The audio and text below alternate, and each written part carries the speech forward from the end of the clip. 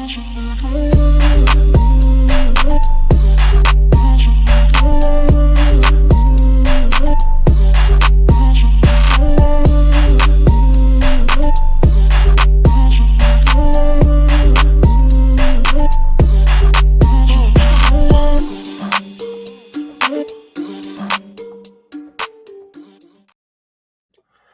up, everyone? Welcome to Unpopular Review Wrestling's Raw Review Show, and I am your host with the revolving co-hosts. It is me, Evil Dose. Chris was back last week for 1 week only. I lied to the people in the description. I was told the bad guy Jack Ron was going to be here. He's not. I know you're disappointed. I'm disappointed. I'm sorry I lied to you, but I think that I'm going to make it up to you, because someone I haven't worked with before, but I understand that he's lighting up the charts. And how can you not love a guy named Freckle Sensei? Thank y'all for having me on the show. It's a real great pleasure. Can't wait to dive into this. Been a huge wrestling fan.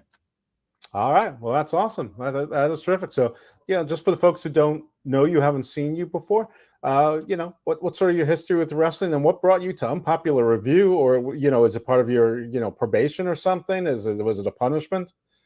I wouldn't say really like a punishment. I actually just did the Collision post review show as well. Mm-hmm. So been trying. And Battle of the Belts. Did you have to do Battle of the Belts too? And Battle of the Belts. Listen, Woo! that was long. It was a lot of wrestling, so I like that. But we did talk about it was a lot of promos, so I had a problem with that.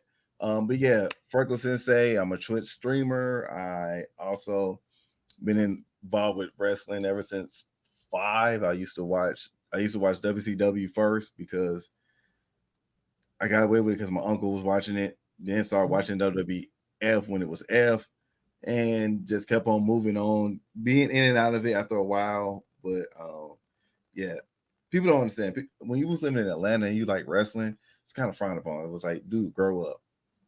Yep. So I went to college in Atlanta. So Saturday nights we had Georgia Championship Wrestling, which then became WCW at 6:05 for 2 hours. And then after that, you changed to some local channel. I can't remember what channel it was. And they had like an 8-hour block of like almost every territory's 1-hour show. So you'd get Continental Wrestling, which most people know as Florida territory. We would get Mid-South. We'd get Portland. We would get the UWF, not the Herb Abrams version, but the one with like DiBiase and Dr. Death. And, Sting was teaming with Rick Steiner, part of Hot Stuff Incorporated, First Family of Wrestling, Missy Hyatt, all of that. I think I said WCW, it was WCCW. Sometimes we'd get a WWF Superstars in there, but mostly no. And we like the AWA. But it was like usually of the 8 hours, 7 of them were the same. But like every now and then you'd have something strange thrown in there, like WWF Superstars, or like you'd have something like nobody, like maybe it would be like Carlos Colon's Caribbean Wrestling or something. It was crazy. Atlanta was all about the wrestling. I went to my first card at the then Omni. I was a heel then, just like I am now. I was rooting for Nikita Koloff to defeat Dusty Rhodes, and I'm like going, yay! And the guys in front of me like, I have a belt right here. We can go for it right now if you want to. I'm like, whoa, dude, it's just a show. But that was it. And obviously I survived, and here I am. But I am here because it is part of my actual parole. So I just court ordered, supervised. So not court order. Yeah. Hi, Agent Copland. Yes, I'm here. So anyway, Raw tonight emanates from Montreal, Quebec, from what I think is the 18th sold out televised show in a row. The second Raw after WrestleMania. I thought last week, like last year, they squandered the goodwill of WrestleMania and gave sort of a dud of a show. So I was hoping this was going to be a bounce back, a big show in Montreal, Wrestling City of Canada. Big main event with the hometown hero, with his Rocky coach, not being there. And I got to tell you, I think the show, for the most part, there were exceptions, of course. Nothing is ever all good or all bad, but I thought this show was, well, mid.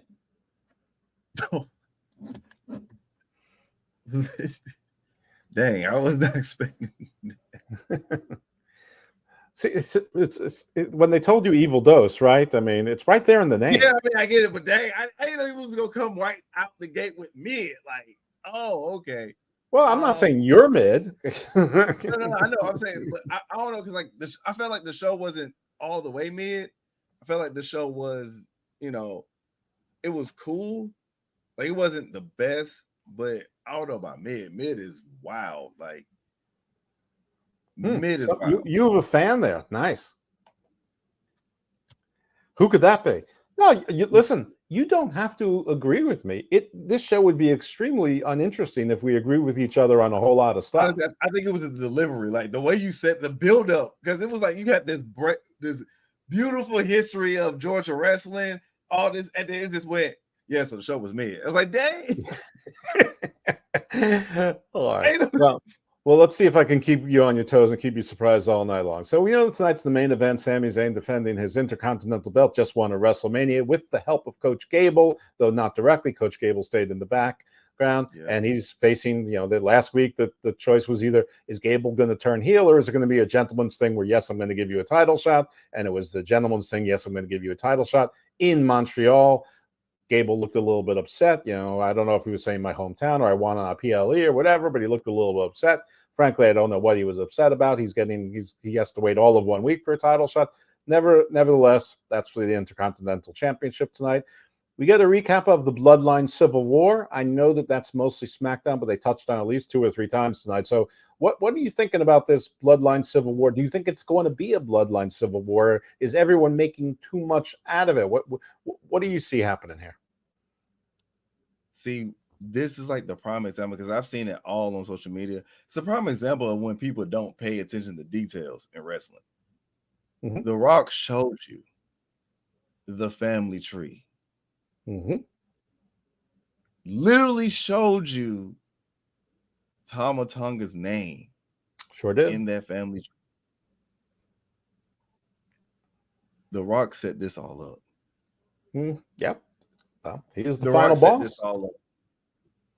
And that's and people ignore that. Everybody was looking at Cody's story. The Rock had The Rock had a whole contingency plan. Well, that's right. I mean, listen, even after Ragnarok, some of the gods survived and a couple of them resurrected, all to do it all over again. That's just, no story ends when the Avengers defeated Thanos. What, they all retired? No. They have other problems. Because it's funny, because I told people, I said that WWE is literally acting like Marvel right now. Of course. Yeah. By the way, thank you to the 37 people watching right now. Listen, last week, Chris and I, we had up to 179 at one point. So call your friends, call your mother, call your mother's friends, get your sister on there, go on other devices, log in, and hit like on all of them. Like, subscribe, hit notifications, and while you're there, you do that on Popular View Entertainment also, while you're being a good customer of the brand. So, all right. So I don't want to spend too much time on the Bloodline Civil War here, because that's really for the SmackDown crew to do, and I'm sure the WrestleMania recap folks, did talk about as well. So we open up with Rhea Ripley.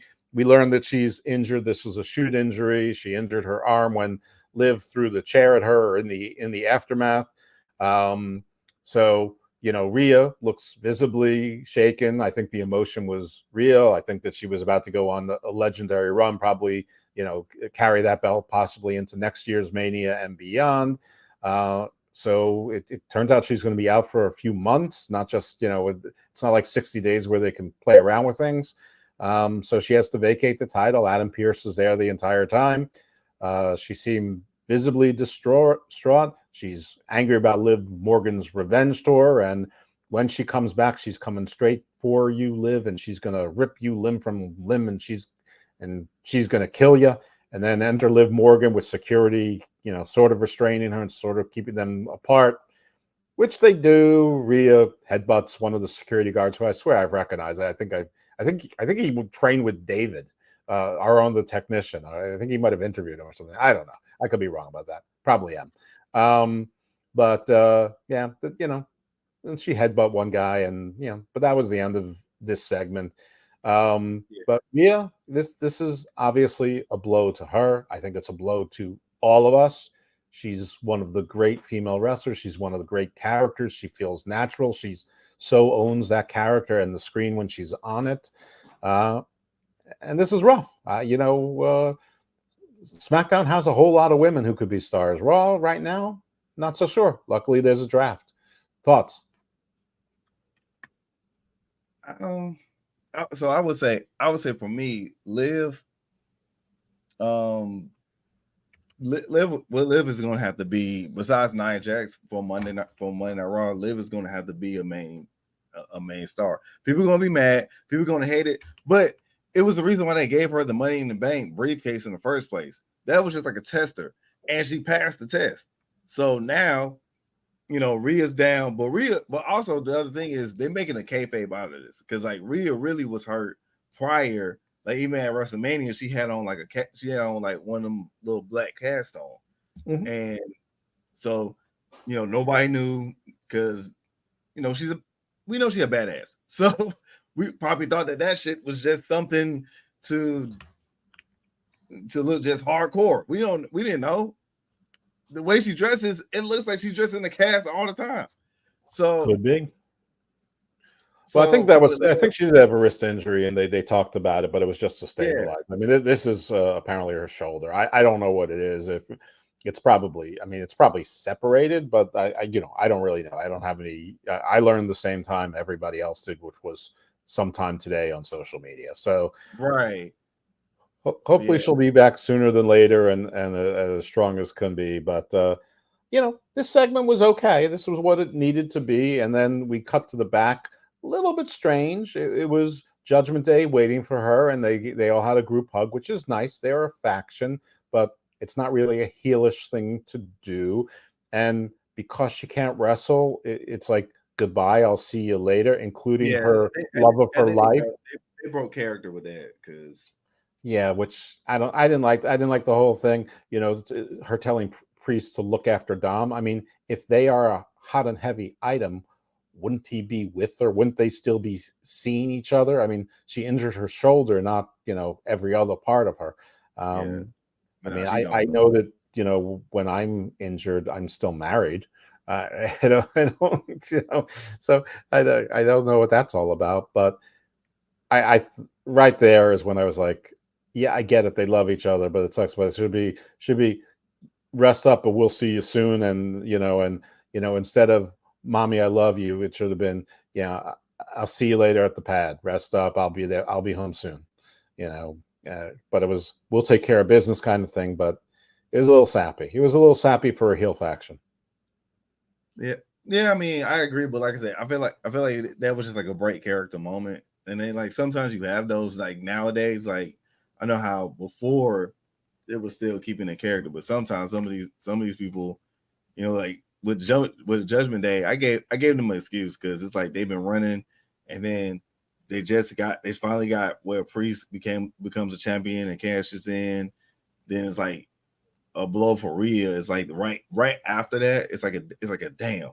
So there's only two people who have excuses. One is Damian Priest, because Lana just got rid of Rusev, and she's got a lot of energy. So Priest has an excuse. The other one is Finn Balor, because he's SOL. He was a tag team champion, and now his tag team partner has the world championship, and he's not sure where his head's at. That comes up later on. But his other choices are his little brother with a giant head who keeps losing everything, and Dom, who they all know Dom's pretty useless. So I mean, it's. Yeah. I really wish they did something post like NXT title run. Like they should have did something for him. Like it's like they keep on making him stale, and I honestly think he might be the next one to leave. Like he might be the next one to leave Judgment Day, go joins the LWO, and probably be in charge of the LWO. Could be. I mean, that you never know. I thought you were talking about Finn for a while. I'm like the LWO with Finn. No, Well, he did do Bullet Club in Japan, so hey, maybe I mean that is true, but nah, that would be a stretch. Like that'd be hysterical. If all of a sudden it turns out he knows Spanish and he like takes over. this is like this is reverse Bailey. That's right. Finn Balor, the appropriator. So anyway, that's probably not a gimmick that would do that probably go over about as well as Colonel De Beers would go over these days. All right, so let's just file that bad idea in the bad idea drawer and never take it again.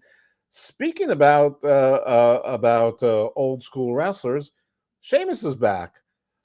I gotta say, he looked a little bit puffy. I know he had a neck injury and he probably couldn't do his workouts, but I don't know if they really felt like they needed him right now, but maybe they could have given him a little bit more time to get himself into shape. He sort of reminded me of that. Remember when we thought we were going to get the Ultimate Warrior as the Renegade, but instead we got the Renegade, and we're like, what happened to the Ultimate Warrior? This was almost what happened to Shane? Like the British Bulldog, you could tell when he was on or off the good steroids, and this was like Bulldog off the steroids. Yeah, it was just weird seeing him because I thought he was going to be one of that before his segment, I thought he was going to jump into the IC title match, some like just disrupted or whatnot. But then after I saw his segment, and we'll go in more on that later. But yeah, he was originally my idea for jumping in the IC title. He definitely doesn't look ready yet. I think it's just because his neck injury and everything. So we'll see though. We'll see.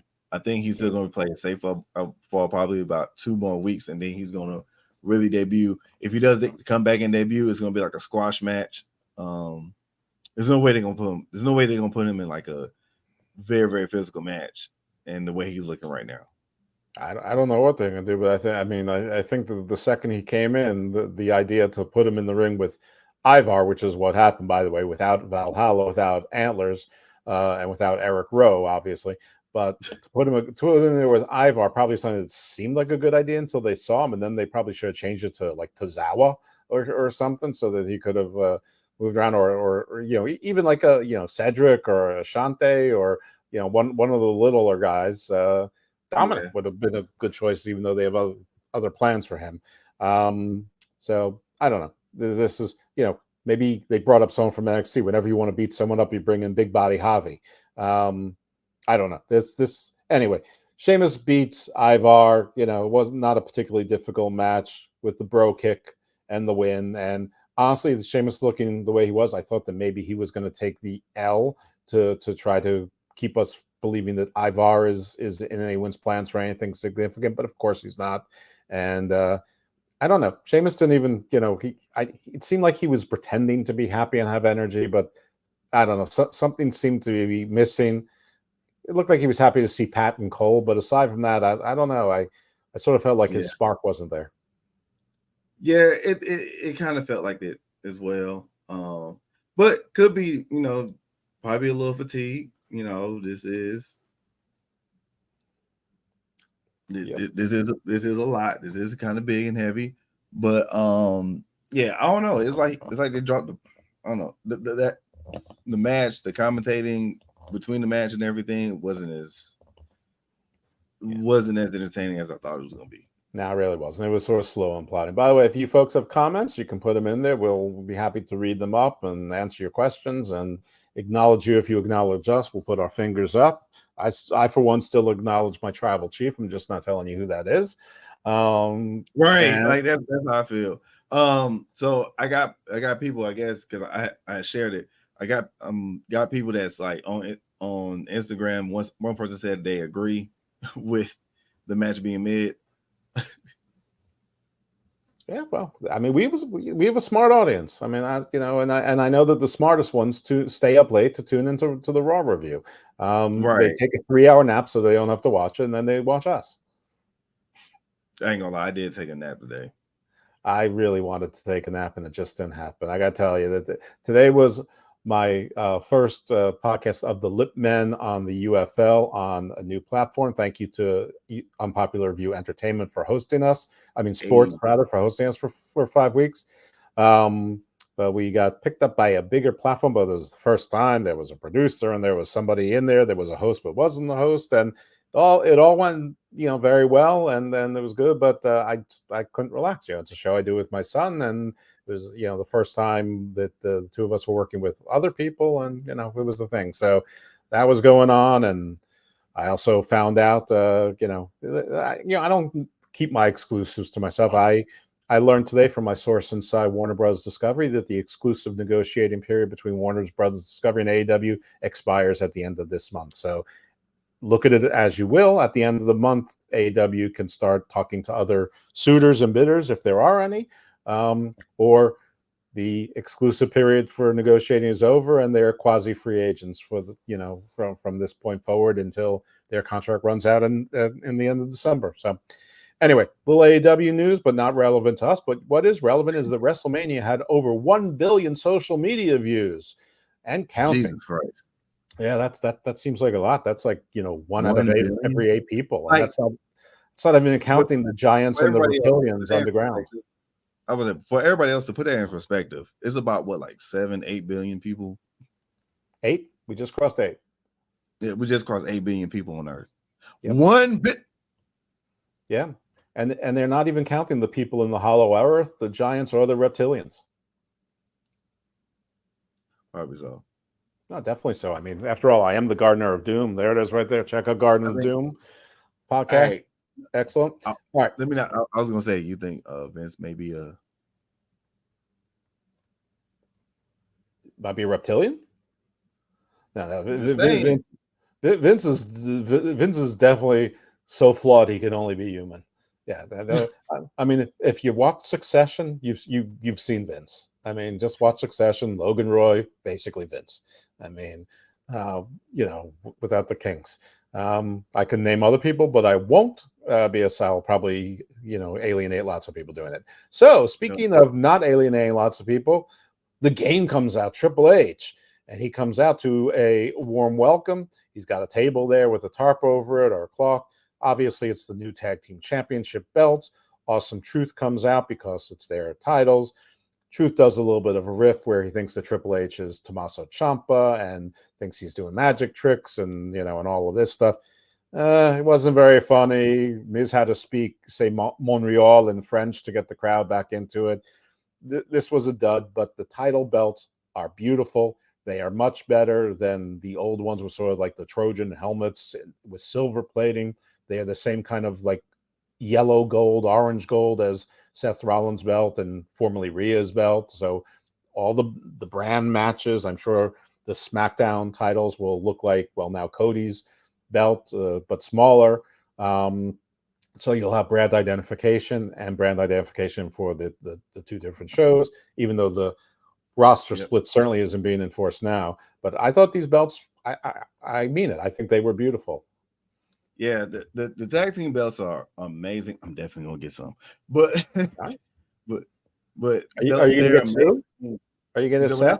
Are you gonna get a full set? Are you gonna get 2?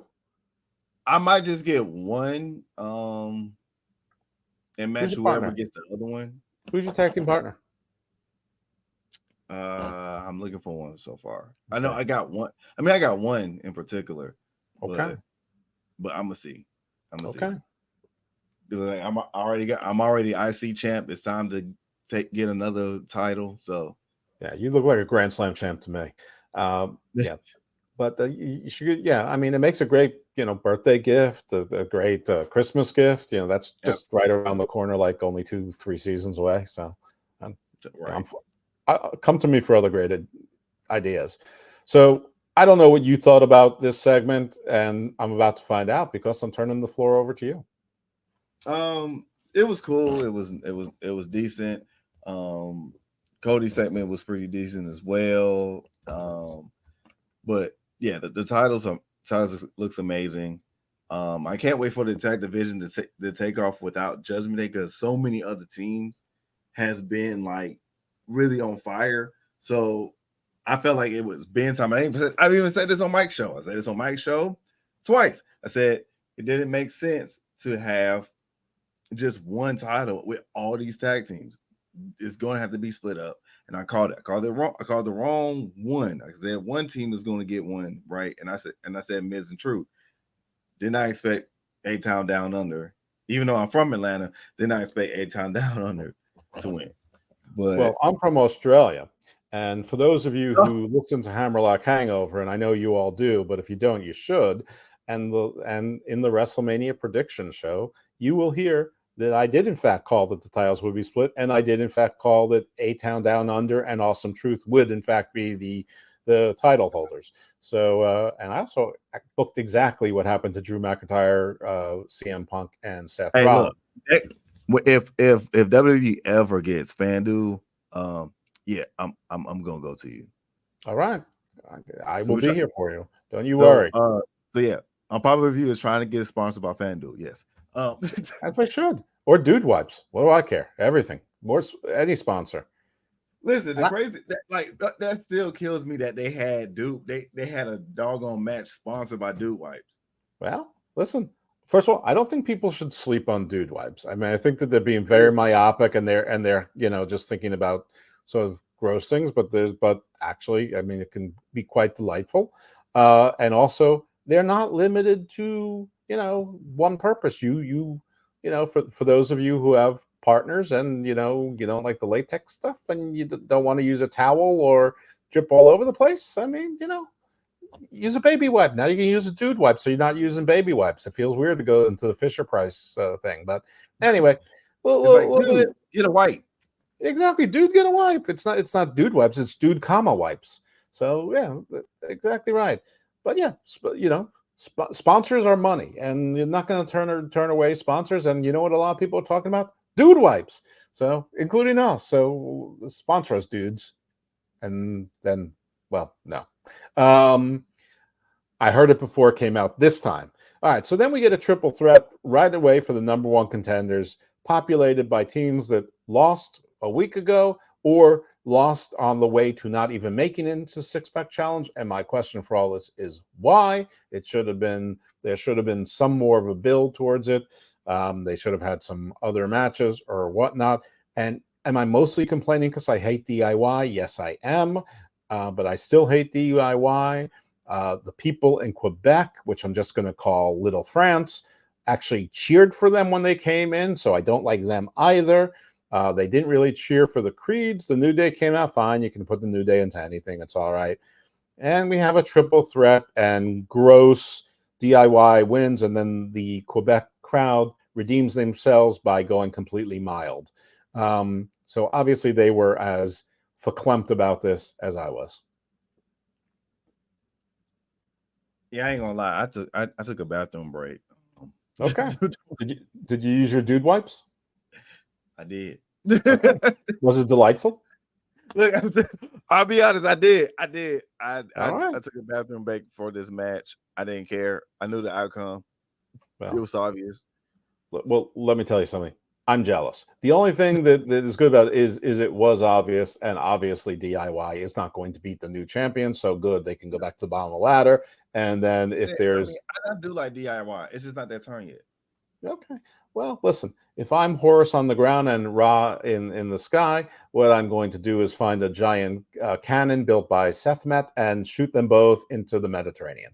So that would be my choice. All right. So enough about me and my mythological sacrifices of wrestlers I don't like. We next have Drew McIntyre with Jackie Redmond. She's wearing a very cute outfit.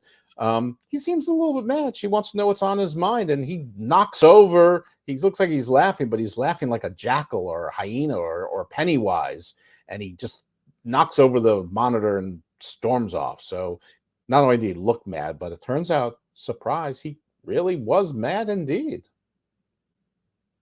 I mean, I'm not surprised that he was mad, to be honest. Like, I'm really not. What a big meanie. I just want to see what's the outcome with this whole Drew angle. Like, I felt like there could have been a different angle that could have been pushed, but I get it. when CM Punk comes in, they keep saying that's going to be his first feud. We'll see. I think Damian Priest is probably going to be his first feud. I mean, but we'll see. We know it's not going to be Seth Rollins. You got to take out the person that costed you the title in the first place, which was CM Punk. Well, but he's still on the shelf, and we don't know when he's actually going to come back. You know, they played it up very, very well. But we'll see. We don't need to get ahead of ourselves on that because we just know that Drew is mad, and when Drew's mad, he tends to break things and attack random people. Tonight, he only broke things. He didn't attack anyone. We didn't see exactly. It was very much a Hulk smash moment. Then once again, Indy Hartwell and Candice LeRae in tag team action against Ivy Nile and Maxine Dupree. I mean, I honestly don't care about them. Nobody does, and this is clear. So the story has been all along. Indy is not comfortable with Candice now turning and wanting to take advantage and break the rules and cheat to win, going full Guerrero. Maxine, ever since she botched on a house show, they've been putting her on TV every week to show how much she wants to improve. And Ivy Nile is sort of like her little coach. In any event, this week, the big change was that Indy Hartwell did take advantage of some chicanery. There was, while Candice was distracting the referee, the faces did achieve a tag, but the ref didn't see it or hear it. So he pushed Ivy Nile back out of the ring, and Maxine, who was already weakened, Indy hit her with a cheap shot when she wasn't looking, tagged in Candice LeRae to make it a legal person, and they got the win over Maxine Dupree, and nobody gave a damn, and nobody still gives a damn. Throughout the show, there were sort of what you call technical glitches. There were Easter eggs, and then when you laid them over each other, there was a QR code, and we'll talk about that in a little bit. Oh my God! I swear, if it's not going to be Bo, we right. Well, we'll talk about that right after we get back from this commercial, which is coming to you. I want to see how long it is. No, that's too short. All right, we're going right now. I agree. I think. Well, Becky did have strep throat. We gotta give her credit. She worked with strep throat. Who? 102 temperature. Mama's got to get the work done. Well, listen, I'm gonna tell you this. Mama whooped that ass all over the ring. I tell you what, that ass was working hard, fat ass at to be best. I'm gonna tell you what, that's probably the best looking ass of all WWE. Hold on. You're muted. My numbers, okay? Oh, I'm gonna give you my numbers because I'm gonna tell you what, Mama let that fat ass down. I'm gonna give you Vince. Night one is gonna be 8.5. Night 2 is probably gonna be a 6.5.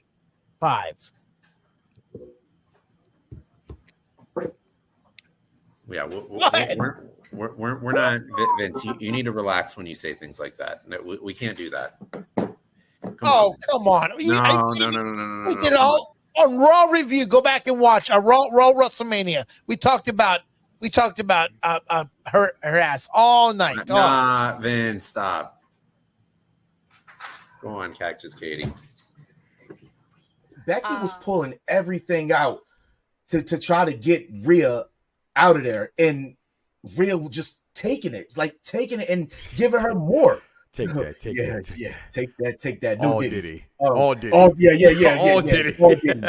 All Diddy. But I will say that I think the right person won. Oh my Lance. Listen, I've never in my life.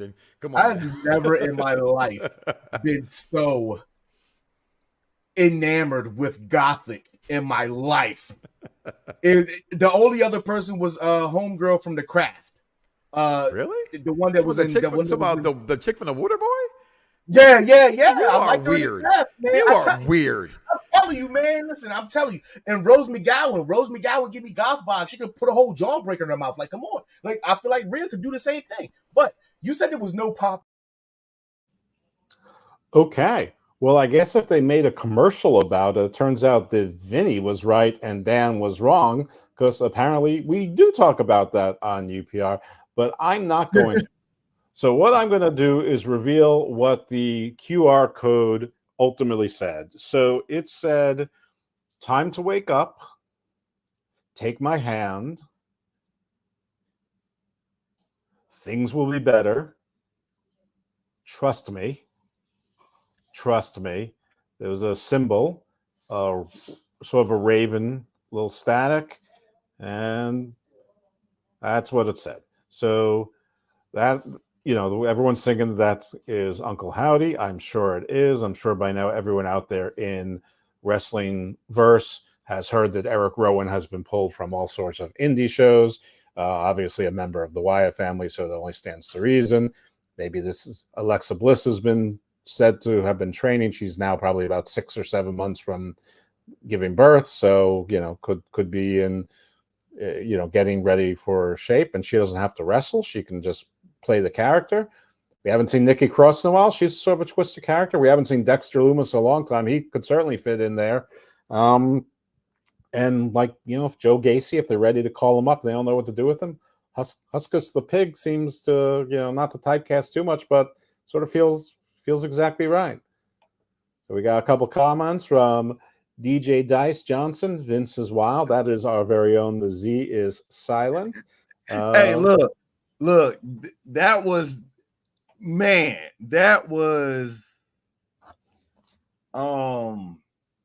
yeah. So unpopular review does not uphold anybody's opinion. we don't what? It's like, we are not responsible for anybody's opinionated ideas and images. What's the unpopular review is worth negative money. This is sue them all for what? Saying he likes someone's ass? I don't think that's a crime on the internet. I just don't think it is. So Vinny, play on, playa. Listen, obviously she's not that interested in Dom, and he's not that interested in her. So I think you got an opportunity there.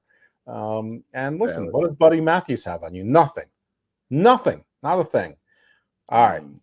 Next thing we see on Raw, we see a Damian Priest montage going back to it. I got my girl messaged me because she's watching it too. Shout out to you. My girl was like, "What kind of commercial is that?" A long one. I don't know whose idea this is to have these 2-minute commercials. We usually have 1-minute ones, and that's why I was looking for so long. I'm like, there's things that are 30 seconds. Those are intros. There's things that are 7 seconds. Where are all the damn commercial choices? Why both commercials was ass? Like, what kind of thing? Right, they put a commercial in a commercial. That was only one commercial. It's like it was combined to, I guess it was whoever the executive consultant probably, I guess by doing double up commercials, proving that Unpopular Review absolutely supports Vinny and does not support Dan. But it's very confusing to support someone named Daniel Christopher Goldberg. I mean, the Christopher and the Goldberg doesn't go together. I don't understand. He confessed. Yeah, it was me. So he's the one who asked, what was the interpretation of the image? I'm not sure which image you're asking about. If it was about Rhea's ass, I think the impression was the same as everyone else's. If you're talking about the images in the QR code, it was just more weird stuff.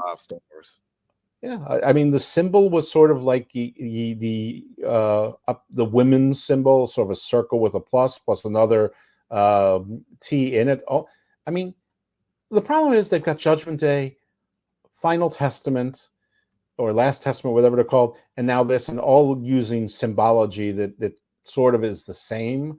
So 1 or 2 of those need to go for good. But I don't know. I mean, I think it's it's just good fun. Instead of the White Rabbit, this time we're getting Black Raven. I mean, again, doesn't Karrion Kross come out to the Black Raven? And wasn't there a whole lot of confusion the last time around that Karrion Kross was the White Rabbit on Lucha Underground? And it's like they're doing the same thing again. I don't know if this is intentional, that they're ribbing on us or what, but whatever. It's Uncle Howdy.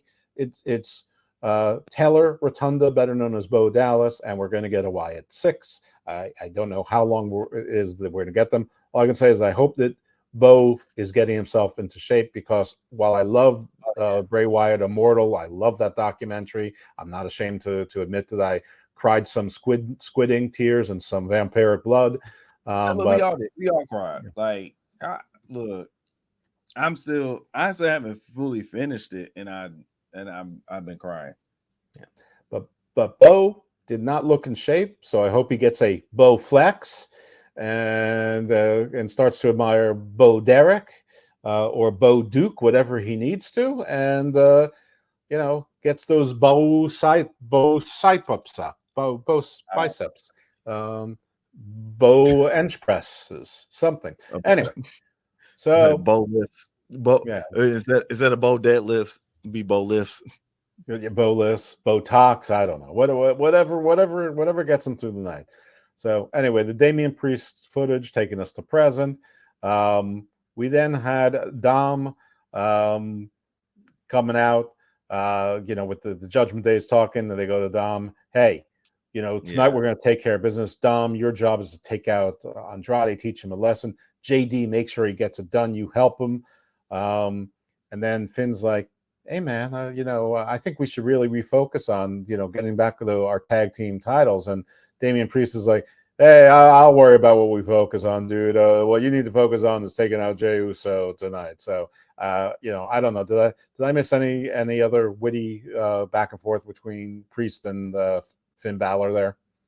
No, that was basically about it. It's been the usual with them. Is like you kind of know because like the level, the type of level of friendship they're on, and then like just the stuff that they've said before. They kind of continue to reuse that against each other.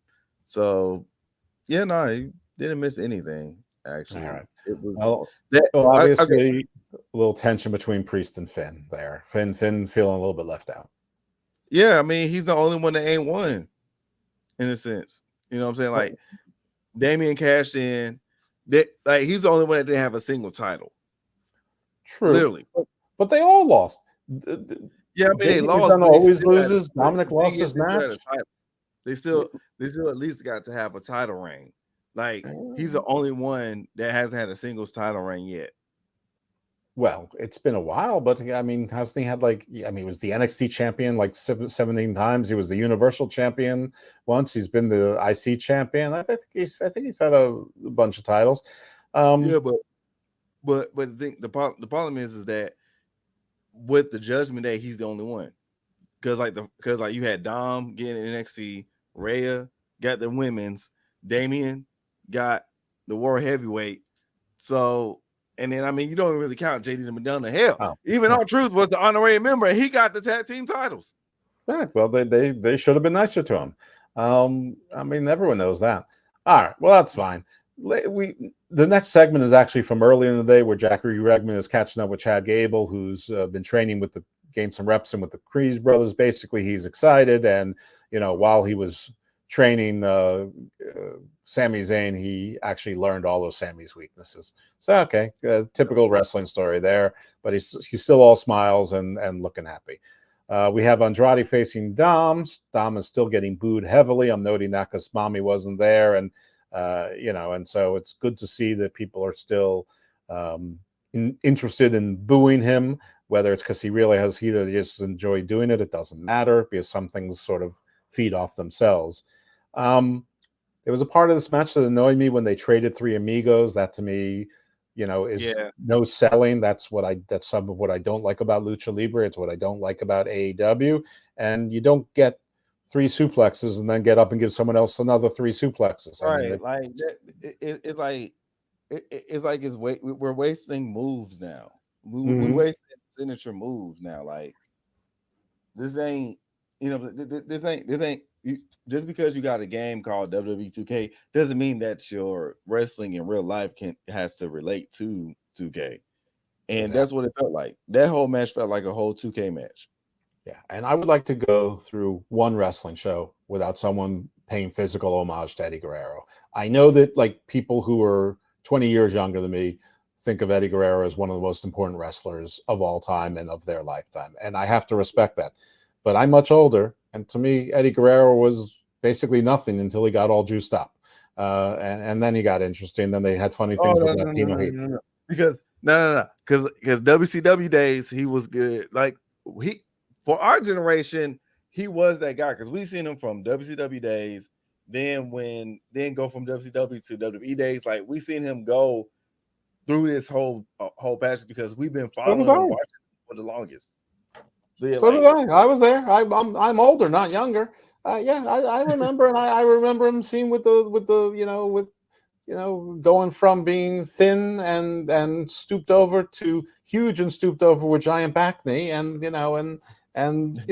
basically he was just a guy, and then they did the Latino heat, and that worked, and it took off, and the Radicals was sort of interesting, but it certainly wasn't the Outsiders. It was, because it was 4 short guys. Anyway, I'm not trying to bash on them. It's just like, enough. Everybody doesn't need to go up there and gyrate themselves or do the this on the second rope. Everyone doesn't need to do 3 amigo.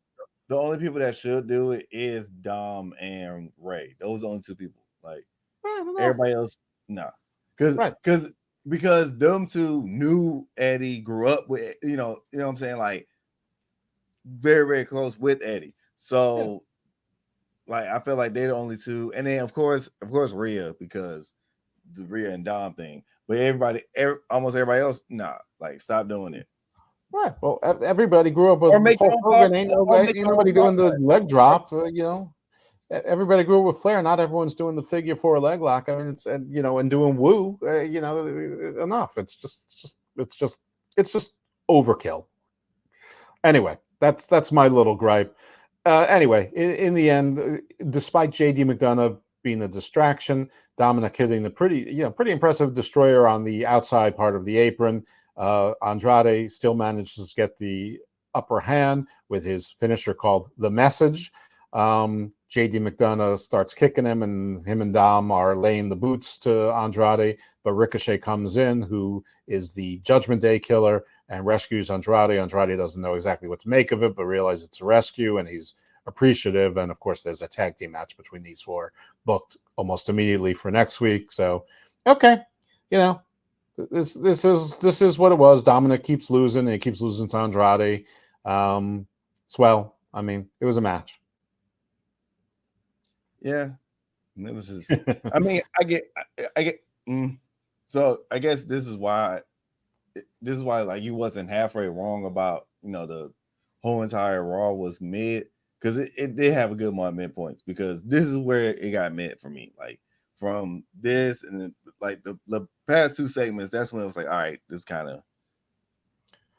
All right. Well, next we have Jey Uso with Kathy Kelly, and basically, she's asking him about the bloodline, and he's like, "Yeah, I don't want to go down that rabbit hole. I'm going to focus on Finn Balor.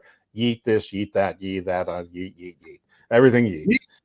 Yeet. Here a yeet, there a yeet, everywhere a yeet." I hope you're watching this. I hope you're watching this. Who? That was Michael, because he keep on being he's a no yeeter. He is a no yeeter, and we're going to keep yeeting on this show as much as Yeet can handle the yeet. Yeet. Okay. All right. Well, next we get you would think we'd go to Jay and Finn Balor next, but no, it's Chelsea. And so Chelsea and Piper Niven are tag teaming up. They're facing K&K Dance Factory. That's Katana Chance and Kaden Carter. And despite Katana Chance and Kaden Carter working much better as a team and having the speed game, Chelsea and Piper managed to get the win. Piper comes in at an opportune time, uses her power. She basically does a fallaway slam, and Katana just falls out of the ring. And then she runs to the opposite ropes and does a splash on Kaden Carter when she has Chelsea Green in a pinning predicament. And Chelsea just simply rolls over onto the prone. Katana Chance hooks her legs almost instinctively and gets the 1, 2, 3. So Chelsea and Piper back on the winning side of the column. So, I'm glad to see that. I like Chelsea Green. I don't like that she's always losing. Her being squashed by Jade is exactly fine, but it's good that they come back and give her a win in the tag team division. And that was fine. You have any comments on this? By the way, there was this show for those people who criticize, WWE. Something. I mean, it's so artificial when they compare AEW women's wrestling to WWE's women's wrestling, because WWE focuses much more on the women than AEW does. Period. And none of those folks watch NXT, which is almost always 50% plus women's wrestling. Yeah, I say the women, the NXT. I still argue NXT has the best women's division. I agree with you 100%.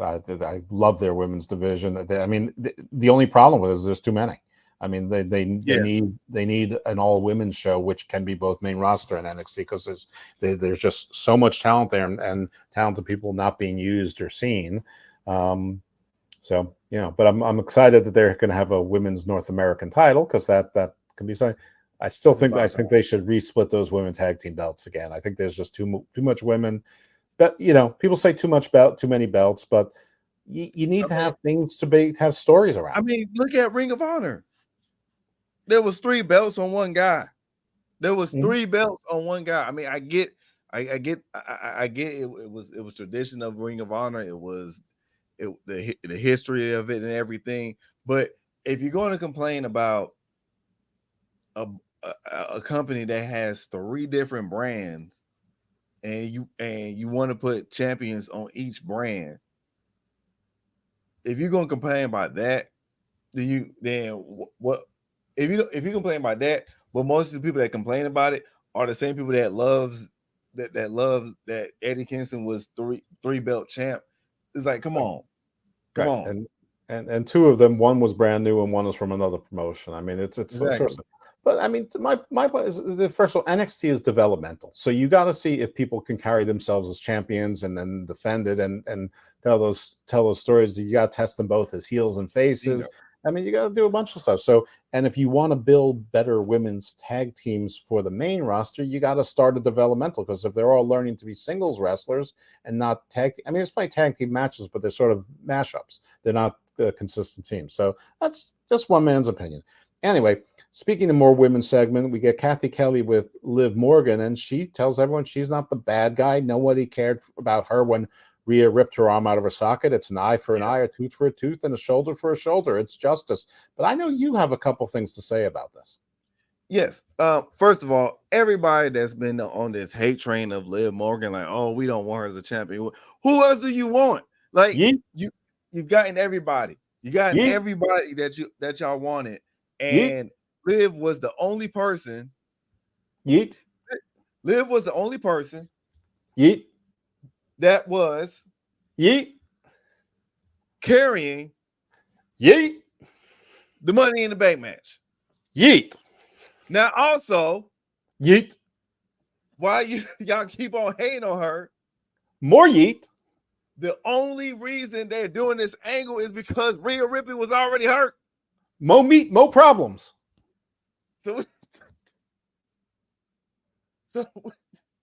when y'all want to complain and want to go on social media, go on your little Facebook groups, go on Twitter and talk about that Liv done injured Rhea. Oh my God, why is she? And I'm being petty. Yes, I'm being petty. Why is she getting an opportunity and she hurt Rhea? Bro, you got work. You got work. To your She's yeet. already hurt before this. How you feel? Yeah, back to you. Yeet. Okay. We practiced that for a week, folks. We did. So next we have Cody, second week in a row on Raw, despite him being the SmackDown champion brand. So okay, at least second time in a row he didn't cry, so that's a good thing. So Quebec or Montreal, because apparently he speaks French too. What do you want to talk about? He thanks his Shield, Seth Rollins. Talks about The Rock and what's going on with the blood. Like, remember when the Street Profits during the COVID era were basically like narrating the segments? They were like the Greek chorus. Cody said that. Cody's doing the same thing. I hate it. Yeah. We're wrestling fans. We like a dumb entertainment form. That doesn't mean that we're dumb. We don't need Cody to narrate for us. We know Roman Reigns wasn't there. And by the way, we also remember 1,000 times when Roman Reigns wasn't there and sent instructions. So, I mean, the fact that he wasn't there shouldn't be that suspicious unless you're trying to tell us that's suspicious. And I would say you should respect our intelligence, but I am on wrestling Twitter a lot, so maybe he's got a point. Anyway, talks about what's going on with the bloodline and Tama Tonga, this and the other thing. Swell. And then somehow they segue into Jey Uso's coming out because Jey doesn't get the crowd up enough that they need Cody to introduce him. I don't get that at all because he's got the pouncing. He's got Pat doing the pouncing. And basically Jay is like, I got this. I need to face this alone, but it's Finn Balor. What the hell are you talking about? Cody's in a vest and a tie. Was he going to stick around and fight? I mean, was there any indication the rest of the Judgment Day was going to come out? I mean, two of them were in a match. Once you're in a match, you can't possibly do a thing. I don't know. This all felt like I realize this is all artificial, but all of this felt artificial. Yeet. I don't know. It's like the Cody promo was okay. Of course, what made it more interesting was when Jay came in, and of course when he said he said yeet you later, and they said yeet at the same time. That was a great homage to them when they was the tag team champions. So definitely love that callback. I love how Cody is doing these callbacks on a weekly basis at this point. Well, I'm glad that somebody was happy about this, and I'm going to figure out why I wasn't, but you're going to find out how that is right after this commercial. It's another long one, kids. Previously on the Mike Knox Show. It's always there. Vinny's been filling in, but it's Chris's show. But Chris has been working because, WrestleMania came, and it is not a cheap thing, people. Trust me, I took 5 people. There's nothing cheap about WrestleMania. So he's back, but today we're going to be joined by Vincent LaSpada. We're going to be joined by the Z Asylum. Y'all know him as Dice Man. And we're going to talk WrestleMania. But today, oh, my brother. For me, it was just okay. It was okay. A winner of this match, though, Rhea Thickley, being still the women's champion. And I'm with you, Vinny. Right choice, right person won. Becky shouldn't have won this match. Definitely took me there. But it's the greatest women's wrestler of all time. Tell me when I'm telling lies. Oh, I got some giveaways, people. I got some giveaways. Y'all get ready. It's time to up this thing up. I didn't go to WrestleMania and come home empty-handed. Just know that. Okay? But then we get this ladder match that, frankly, I'm going to be honest with you guys. Being there, I didn't see half this shit. I had to come home and watch it, okay? Because when you're at WrestleMania, you're not privileged to the camera angles you get from watching things at home on television. So watching this there live, I wasn't that impressed with the match. I come home, it's okay. And that's funny because, I like to think to myself, I want to come here and make this thing sound all rosy and cheeks and, and make it sound great and all that kind of stuff. But I'm always a realist, and I love ladder matches. I've been begging for ladder matches to come back to WrestleMania. I finally get one, and this was the bullshit they give me. I'm just being honest with you. This was the bullshit they gave me.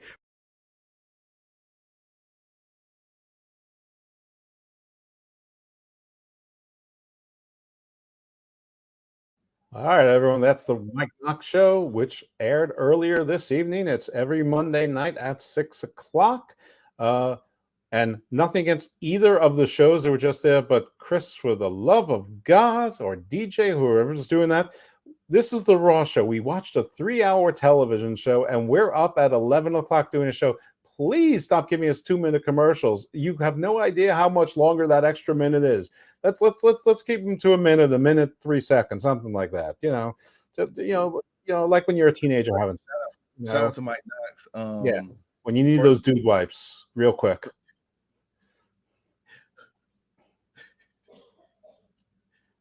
Come on, Freckles Sensei. Get a little less freckle, a little bit more Sensei. Look. I was cracking up about that. The dude wipes is killing me. But shout out to Mike Knox. He's the one that put me on. He's I was on his first show I was on was his favorite WrestleManias. We had to rank the WrestleManias. And then also did the WrestleMania predictions as well. So yeah, shout out to Mike Knox. Even though he on one about the ladder match. He is on one about the ladder match. Like that ladder match was lit watching it on TV. But still, shout out to him. I'm gonna have to go with Mike Knox on this one. Any match with DIY and New Catch Republic is not lit. At the very best, it's sort of a unlit match with the potential of being lit. But you got the gimmicky, and you got the physicality. Like it's. So are you a Game of Thrones guy? No, I really didn't watch it like that. All right, so you don't know who Tyrion Lannister and Bronn is. So to me, that's New Catch Republic. Anyway, those are two more guys you can put into a cannon and blow them into the Gulf of Mexico. So I'm putting them into different bodies of water. All right. So anyway, so we then cut to a promo with Nia Jax. Basically, she goes good, the bad, and the ugly, and says there's two kinds of people in the world: those who fear me or those who learn to fear me. She is going after that women's championship. And I'm pretty sure that we are going to, in fact, get a collision course between her and Liv Morgan, though I'm not exactly clear, if there's a tournament, if there's going to be a battle royal, if there's going to be two gauntlet matches. It seems like they know what's happening, but whatever it is, I didn't hear it. Did you? No, I didn't hear. I'm pretty sure. They just know. Like Liv knows that whatever it's going to be, she's going to be in it. Nia knows whatever it's going to be, she's going to be in it. Or if not, she's just going to mess up the next person that's in it so she can take her place. But all right. Well, as long as I didn't miss it, that's all I really care about at the moment. We get into Jey Uso against Finn Balor. Finn Balor attacks Jey Uso from behind instead of coming in through the regular ramp.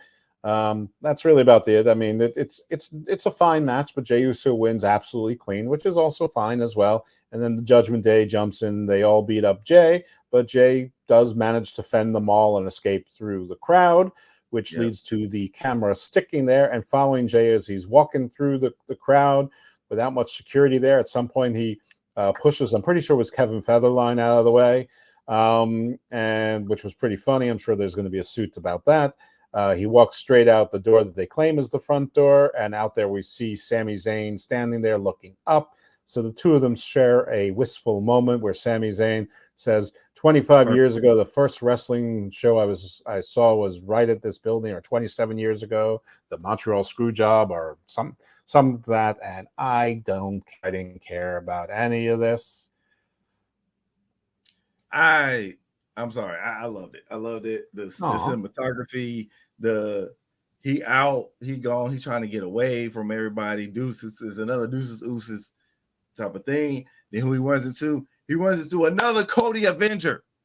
The Avengers are assembling on Monday Night Raw. Yeah, but it was Hawkeye. But think about it. Sammy is a part of the Avenger team. Yeah, but he's Hawkeye. Jay is a part of the Avenger team. Better than Hawkeye. And then of course you got Cody. Cena was probably like Nick Fury or some shit. Yeah, both better than Hawkeye. Hawkeye is the worst Avenger. We agree. I don't know. I say Quicksilver is, to be honest. Well, Quicksilver. I mean, in the Avengers universe, Quicksilver died in Ultron. So I mean, there is no Quicksilver. Still, I ain't gonna lie. All right. Quicksilver. How about? I'm trying to think. I mean, if you want to go comics, who's the worst Avenger? I mean, the worst everything is always Beast. Beast is always the worst. No, worst morally Beast. But no, Yellow Jacket was the worst morally. I mean, well, and Iron Man pretty bad as well. Iron Man, no. Well, I would say Beast, the one. I say the other version Beast, not like the multiverse Beast that was trying to create clone all the other beasts to just take over. Yeah, I don't know anything about that. Oh, that one, yeah. Okay, I should probably back up a little bit. I stopped comics like by late 80s. Oh yeah, no, it's gotten worse. Beast has gone worse. Beast has gone full Beast. Okay, well, good, because he's terrible. All right, so back to Raw. Sammy then does the reverse. He says he's going to go in through the front door. That was definitely not the front door, but anyway, he walks through it and he goes reverse through the same crowd. Okay, so me being the worry wart and the lawyer there, I was like, where's all the security? And then the camera pans, I see that there's one security guy, and it's like this 65-year-old old little guy. It's like there had to be other people out there, because you can't trust people at a wrestling show. But anyway, the crowd liked it. Sammy goes down. He goes through the crowd. We then see Chad Gable getting ready in Gorilla, but Bronson Reed meets him there and says, whoever wins, just know that I'm coming after them next, which is swell if you're telling that to Gable, but Sami Zayn ain't there. So, I mean, it's like delivering half the message, but it's Bronson Reed. He's not that smart. We then get to Sami Zayn and Chad Gable. At this point, Sami Zayn has been hopping and bopping and doing calypso or zydeco dancing for at least 7 or 8 minutes in the ring with nobody else being there. He looks pretty sullen. His wife is there again. Go, Sammy. And we have a match. And listen, there was one point where Sami Zayn did a suplex and overextended. It looked like it could have broken Gable's neck, but there was no injury. So we're lucky that I'm going to call it a botch didn't turn into an injury. But the match continued. Gable did a pinwheel kick after that. Sammy did an exploder, but it didn't quite explode. Chad Gable turned it into an ankle lock. Doing a whole lot of Chad Gable turning Sammy's offensive moves into ankle locks and defense, working on that ankle, playing up the Chad Gable knows every move that Sammy's going to make and has a counter for it in advance. Gable jumps off the top turnbuckle, but Sammy caught him and put him into the world's weakest power bomb. He then tried to do a sharpshooter, but he couldn't apply it because his ankle gave out on him. But he did manage to do an exploder, then a hell of a kick, and he retained. Chad was all weepy. Sammy displayed sportsmanship. Chad eventually, let Sammy help lift him up, sort of handshake, the forearm clasp, lift you up, and Chad, lifted up Sammy's arm in championship reverie, but he quickly let go of it. He left a little bit abruptly. We see Sammy climb out and go hug who I assume was his dad and then go to his wife. And while he's hugging his wife, we see arms go around him, and Chad Gable has attacked him from behind. He delivers a German suplex. He starts beating on him, and he does the ankle lock while positioned over the rope, sort of like an ankle lock tarantula kind of thing. And that's basically how we leave the show. Sammy, of course, retains his title, but Chad Gable turned heel, which is probably what 93 out of 100 people expected to happen. Yep. I called it literally right before. I called it like right before the match started. I said, yeah, I think today is the day that Chad turns heel. Leaves the Academy behind. Where does Otis stand? Does anyone care about that? Is anyone asking where does Otis and Tozawa stand? Ain't nobody coming to see you, Otis. But no, seriously. Really? You think you think that's how it is? Yeah. This has been Chad Gable's story. It's always been Chad Gable's story. That's been the main thing with Alpha Academy. It's Chad Gable, Chad Gable, Chad Gable. Without Chad Gable, that faction is meh. It's going to be a. You know what I had to say about Sami Zayn's crying wife? This. Bitch, shut up before I kick you in the face again. Nobody gives a damn about. Yeah. That's exactly right. Nobody gives a damn. So yeah. Can we? Oh God! Can we go? Can we just go back to her because she just sure. The more Jade, the better. Bitch, shut up before I kick you in the face again. Nobody gives a damn about that karate shit. Now, obviously, she cannot do that in WWE yet, but because Netflix is coming to WWE, get more of that. Get used to that. Get used to that. I don't know. I think she probably can in the 11 o'clock hour, but, we always have the memory right here on UPR. And so you folks are fans. You have it as well. Those 46 of you watching, all of one like. Thanks a lot. Boost the likes up. That's right. I feel like I'm talking to you and you're not even listening. I say subscribe, hit the notifications, like, share, make comments with, we love getting comments from Dice, but he works here. Where's Charmaine? Giving us XOXO. I know Chris isn't here, but still, I don't know. I'm feeling a little bit unloved. And when I feel unloved, I feel like it's probably time to take it home. But hey, Freckle Sensei, it's been fun working with you. We did that Yeet thing, first time meeting each other. That worked out pretty well. Exactly. you want to tell the folks a little bit about yourself, where they can find you, follow you if you want to be found or followed? All right, so you can find me on Freckle Sensei. That's all channels. So YouTube, Twitch, Instagram, all the same. Freckle Sensei. All right. Well, if you want to find me, it ain't that it's easy, but I'm all over the place. I'm scattered, which is probably part of the problem. So down there next, you can see at Icarus Fell MD, but there's also a secret one, Evil Dose at Garden of Doom, but the secret's out.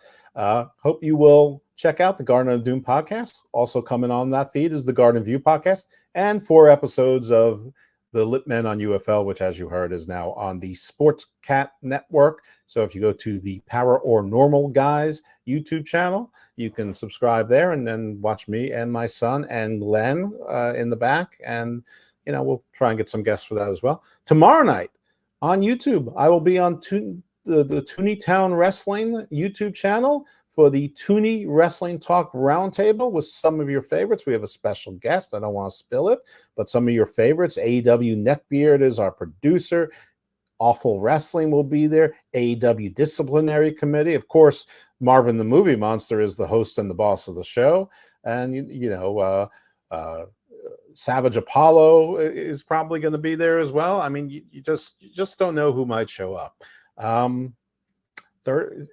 The latest edition of Hammerlock Hangover, Steve should be releasing it, that your very own Big Daddy Cool, and we'll be coming back and doing another show this week before Dynasty.